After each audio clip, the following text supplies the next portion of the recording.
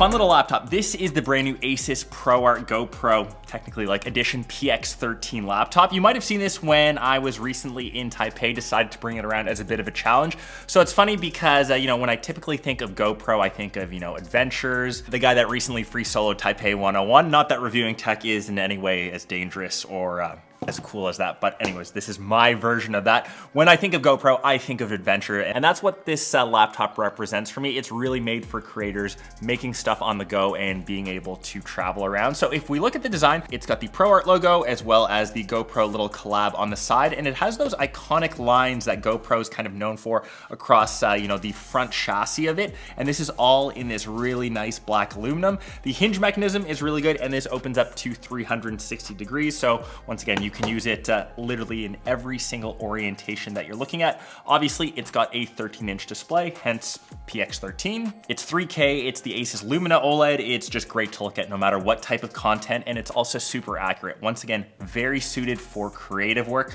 So, this lovely picture, once again, of Taipei 101. Can you believe some guy scaled this? That looks good when you're watching regular content. If you're doing any sort of color grading, I'm not really a pro photographer by any means, but even when I'm using my own photos, say in Lightroom to edit for clients, everything looks good on this display. It works within most professional color spaces, and you can always kind of tweak that to your liking. For the rest of the design, so we'll quickly go around. Like I mentioned, it's all completely matte black. So you can see it has a proprietary charger, or you can still charge via USB-C, HDMI 2.1, followed by a headphone jack. Other side, you've got the power button, a USB-A, another USB-C, and obviously this being a creator laptop with GoPro, it's got a micro SD card slot when you're using all of your GoPro footage. So one thing I noticed when I was traveling with this, since I'm mostly shooting on cameras, you still need a dongle for a regular SD card. That would be my only request.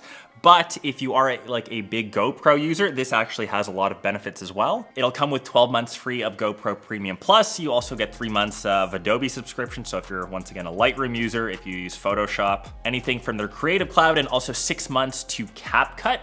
So you can kind of see how this is suited for that creator with those subscriptions. And obviously you can extend them once that's over. And on the ASUS side of software, it has something called StoryCube, which is essentially a great little hub where you can import all of your GoPro footage. You can kind of sort through everything. It's got AI integration, so you can search for stuff. You can look at all your crazy 360-degree footage if that is your thing. With the Olympics going on, watching a lot of sports right now. Once again, a lot of inspiration going on. I can't do any of that stuff remotely as good. I've got a dog that sleeps. That's who I take my GoPro footage off of. Right, Link? Huh? He's a good boy. To the rest of the design, so all matte black chiclet style keyboard. You can see how it lights up with that famous GoPro blue. There's actually a dedicated GoPro button. Once again, if you want to quickly launch that to get into your GoPro footage, that will launch GoPro Player. And another dedicated button that I really like on the trackpad here. So this is the ASUS dial pad. So once again, for creative apps, you can kind of use it to control different sorts of sliders. And of course, you can just customize that to what you like to use it for, whatever kind of fits into your creative workflow, your creative juices. But yeah, that is kind of the design of it. Really easy to travel with, even in my 16 hours of traveling when I was editing, whether I was in an airport, to the airplane, on the side of a mountain. I literally took this out and was editing photos on this. Super lightweight and still really powerful. So inside, it's rocking the AMD Ryzen AI Max Plus 395 processor. It has 128 gigs of RAM, or you can at least spec it up to that, which is what my unit has. And this one is spec'd up to 2 terabytes of storage. So if you can actually believe it, on that trip, I didn't travel with an external SSD. I kept everything on this, and it's all under 1.4 kilograms to just make it really portable, yet still powerful. I'm once again editing 4K footage on this. I'm able to run my entire creative social media business on this thing. And on the flip side of that, what a lot of people sometimes don't know is the amount of time just doing admin work, whether that's invoicing, signing contracts, corresponding with brands in the hotel room, every morning at 6 a.m. The time change, I wish I could time travel, was pretty brutal. So in the morning, I just spent 2-3 hours in the morning hammering out emails. The keyboard is great. it's just a solid machine to use and to kind of use as a daily device. So the next big thing around this is battery. So once again, when I was out all day, I did like tours of like the Google HQ.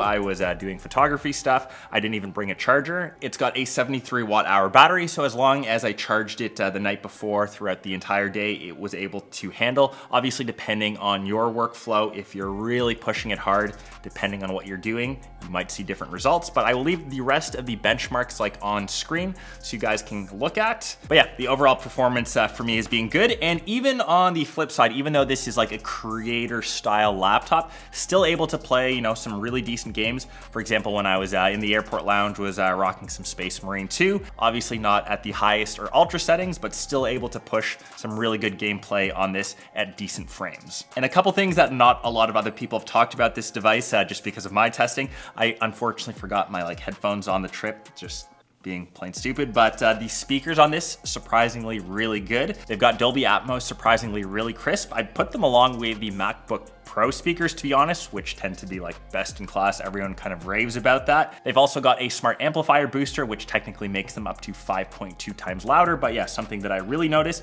And the last thing, so once again, tied to GoPro footage, this laptop is actually suited to survive in different environments. So, you know, when you're doing your crazy activities, when you're walking a link, you know, in the rain, this can handle that. When you're on the top of Taipei taking photos like this in really humid weather, this can survive that. ASUS calls it like military grade durability, but it's tested to survive high altitudes, low and high temperatures, and even shock and vibration testing. Once again, the extent of that was only tested where I traveled to, but kind of cool to know that wherever you bring this laptop, it can survive and handle like a tank. So yeah, really cool laptop. This was a fun, like different review for me. Really suited for creators. I really love the design of this. The portability is great. Once again, the battery life lasted me. The fact that I can run all of the social stuff, I can still game on it when I want, and really, no complaints like on my end. For a creative work tool that, yeah, will inspire me to free solo Taipei 101 one day with Link on my back. Link, you hear that? You think we can do that? Huh? He says yes. Peace.